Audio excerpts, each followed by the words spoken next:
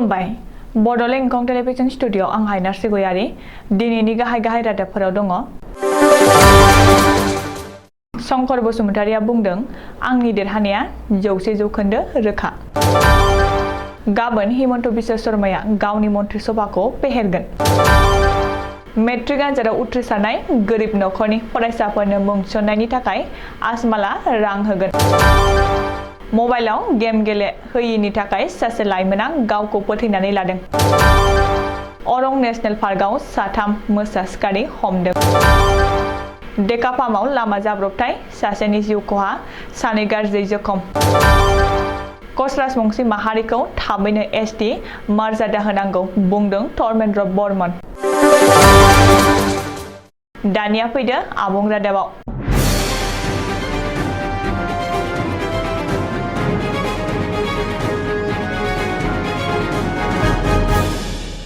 आंनि देरहानाया 100% रोखा। आंखौ रायजो राजाफ्रा मदद खालामदों। गोख्रों बादायनाय गैयाजासे आं देरहानो हागोन। बे बाथ्राखौ बुंदों बिटिसिनि 2 नं कक्लाबारि बियाबनि उफेरा बिसायख'थिनि बिपिएफ दोलोनि बिजाथि शंकर बसुमतारिया मख'नो गोनांदि उफेरा बिसायख'थियाव देरहाखांनायनि उनाव बियाबनि जौगाखांनाय आरो रायजो राजाफोरनि समान जौगाखांनायनि खामानि मावगोन होननानै बिपिएफनि बिजाथि शंकर बसुमतारिया गावनि बेसेन गोसा भटखौ होखांनायनि उनाव खौरांगिरिफोरजों मोगा-मोगियाव फोरमायदों। बबेखानि प्रमद बर' दैदेननाय सोरखारा बिटिसि ओनसोलाव जौगाखांनायनि खामानि मावनो हायाखै। बिटिआर गोरोबथा बादियै बिटिआरआव मिरु सोरखारनिफ्राय जाबादि अनसुंथाइफोर लाबोनो नांगौमोन बेफोर रांखौ थाइसेबो लाबोनो हायाखै। बिटिसिआव प्रमद बर'नि सोरखार थायोब्ला बिटिसिआव जौगाखांनाय फैनाय नङा, हारि माहारिनि जौगाखांनाय फैया। बेखायनो सोलायनाय नांगौ होननानैबो शंकर बसुमतारिया दाबि खालामदों। मख'नो गोनांदि बिटिसिनि 20 नं कक्लाबारि बियाबनि उफेरा बिसायख'थिया दिनै गाहामैनो बारग'लांबाय। उफेरा बिसायख'थियाव सोर देरहागोन सोर जेनगोन बेखौ 12 जुन खालिसो मिथिसिगोन। आरोबाव मोननैसो घन्टानि उनावनो डक्टर हिमन्त बिश्व शर्मानि मन्त्रि सभाखौ फेहेरगोन। गिबि मन्त्रि हिमन्त बिश्व शर्माया गावनि मन्त्रि सभाखौ फैगौ 9 जुन खालि फिसायै फेहेरगोन होननानै सिगाङावनो फोसावदों। मख'नो गोनांदि बे समाव हिमन्त मन्त्रि सभायाव 4 मासिया लांदां जानानै दङ, नाथाय गाबोन 2ल' मासिखौ सुफुंनो हागौ होननानै मन्थ्रिनो हादों। गोदान मन्त्रि सभायाव सोर सोर जायगा मोनगोन बेखौ दासिमबो फोसावनाय जायाखैब्लाबो गोबांसानि मुङाव सावरायनायाव दङ। बेनिनो गिबि मन्थ्रिनि पलिटिकेल सेक्रेटारि जयन्त मल्ल बरुवा, नन्दिता गार्लसा, बिद्या सिंह एलिंनि मुङा गोजौसिनाव। ओरैहाय इउपिपिएलनिफ्राय बिटिसिनि लेङाइ गाहाय आरो अदालगुरिनि एमएलए गबिन्द चन्द्र बसुमतारिया गोदान मन्त्रि सभायाव जायगा मोननो हागौ होनना सावरायनाया सोलिगासिनो। मख'नो गोनांदि मित्र दल असम गण परिषद आरो बिपिएफआबो मोनसे मासि दाबि खालामदों। अब्लाबो बिपिएफ आरो एजिपिनिफ्राय गोदान मन्त्रि सभायाव जायगा मोनगोन बे खौरांखौ सुजुनाय समहालागै रोखा नङा। बबेखानि एजिपिनिफ्राय सोरनो मन्त्रि होनांगौ बेनि बागै गिबि मन्थ्रिजों सावरायनायाबो जाखाबाय। नाथाय बिनि सायाव गिबि मन्थ्रियासो थांखि लागोन होननानै मन्त्रि केशव महन्तआ सुलुङाव फोरमायदों। रिपर्ट बादिब्ला आसाम सोरखारनि गोदान मन्थ्रिफोरा गाबोन 9 जुन खालि मोनाबिलियाव समायखिरा लागोन।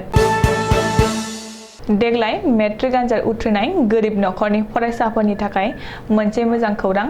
देग्लाय मेट्रिक आनजाद उथ्रिनाय रायजोनि गोरिब नखरनि फरायसाफोरनि थाखाय आजमाला गेदेर अनसुंथाइ फोसावदों।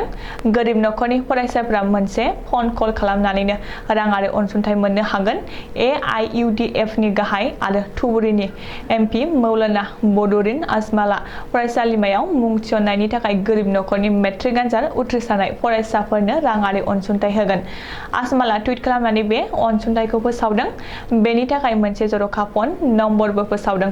बे नम्बरा जादों 916900010052 आरो मोनसे नाम्बारा जादों 6900010052 नम्बराव खनसे फन खालामनो गोरिब नखरनि मेट्रिक उथ्रिसारनाय फरायसाफोरनि मुङा थिसननायनि थाखाय रां मोननो हागोन। 6900010052 नम्बराव फन खालामब्लानो आजमाला मुं थिसननो रां हरगोन।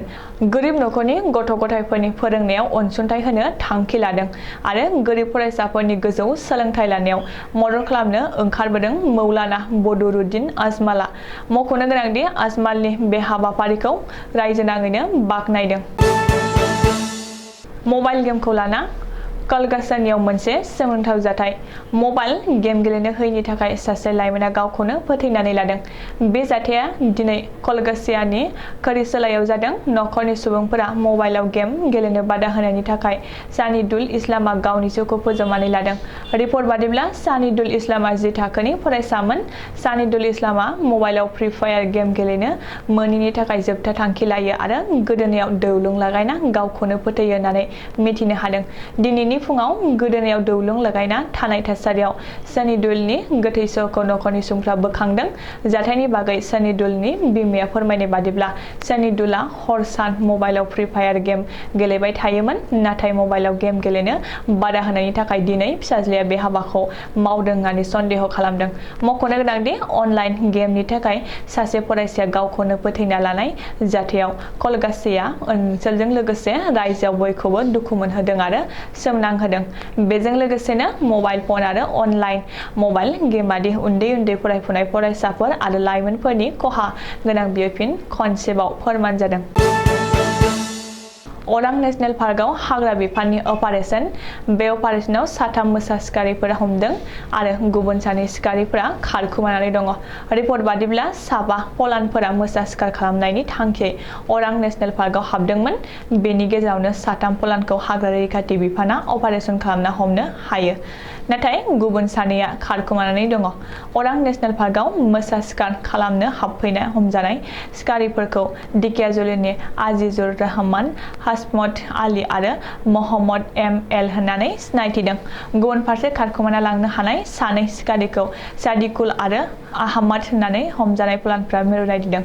मख'नो गोनांदि थांनाय 4 जुनखालि हाग्रा बिफाना 2 नं सिमलु गामिनि आजिजुर रहमाननि न'नि साखाथियाव फबना दोननाय मोसानि अंगफोर बोखांनो हानाय जाथायखौ लाना नायबिजिरनायनि गेजेरजों दिनै 3 मोसा सिखारिफोरखौ हाग्रा रैखाथि बिफाना हमनो हायो। धेमाजि जिल्लानि सेमेन्सापुरि पुलिस थानानि बेन्दोंनि सिङाव थानाय डेका फार्म 515 नं राजा लामायाव गिख्रंथाव लामानि जाब्रबथाय जायो। मिथिनो मोननाय बादिब्ला सिलापथारनिफ्राय फैनाय थानाय AS07S1961 नम्बरनि बाइक आरो सानजा सनाइनिफ्राय फैनाय AS01B4196 नम्बरनि बाइक गंनैजों मोखांजों मोखां सौग्रावलायो आरो 1 नं हंस गामिनि उपेन दैमारि मुंनि सुबुङा जायगायावनो जिउ गोमायो। लोगोसे गुबुन 2आ गोब्राब जोखोम जायो। मिथिनो मोननाय बादिब्ला जिउ गोमानाय उपेन दैमारि बिथाङा 3 नं महनपुर गामिनि 3 नं महनपुर गुदि फरायसालिनि लोगो फोरोंगिरिमोन। जोखोम जानाय 2 सुबुंखौ मोजां फाहामथायनि थाखाय डेका फार्माव सरकारि देहा फाहामसालियाव थिसननाय जाबाय। आक्रासु जिंदाबाद, You want justice, no ST, no rest, ST give our legal demand बायदि बायदि स्लगानजों होसिख्रावना आखायाव बेनार आरो प्ले कार्ड लानानै गावसोरनि मोननांगौ दाबिखौ लाना आक्रासुआ गसाइगावआव सोमावसारदों। बे होसिख्रावनाय सोमावसारनायाव गावसोरनि दाबि दावाफोरखौ थाबैनो मावफुंना होनो थाखाय आक्रासुआ दाबि दैखांदों। बेजों लोगोसेनो गसाइगाव महकुमा बेंगिरिनि जोहै भारत सरकार आरो आसाम सरकारनिसिम गंसे गोसोखांलाइ दैथायहरदों। मख'नो गोनांदि आक्रासुआ दिनै गसाइगाव महकुमा बेंगिरिनि साखाथियाव थानाय फोथाराव 3 घन्टा होसिख्रावनाय हाबाफारि बानजायदों। बबेखानि फैबाय थानाय समाव आसाम सरकार आरो भारत सरकारा जुदि राजबंशिफोरनि दाबिफोरखौ थाबैनो मावफुंना होआब्ला गोख्रोंसिनै सोमावसारनायनि महर लागोन होननानै बुंथियो आफादगिरि धर्मेन्द्र बर्मनआ। लोगोसे आसाम सरकार आरो भारत सरकारा राजबंशी माहारिखौ नायसननाय आरो गादबनायनि जाहोनावनो गोबां जाखांफुनाय राजबंशी लाइमोनफ्रा KLO बायदि थिउरिया हानजायाव हाबफैनो गोनां जादों होननानैबो धर्मेन्द्र बर्मनआ बुंथिबावो। दिनैनि रादाबा एसेनोसै। गोजोन्थों।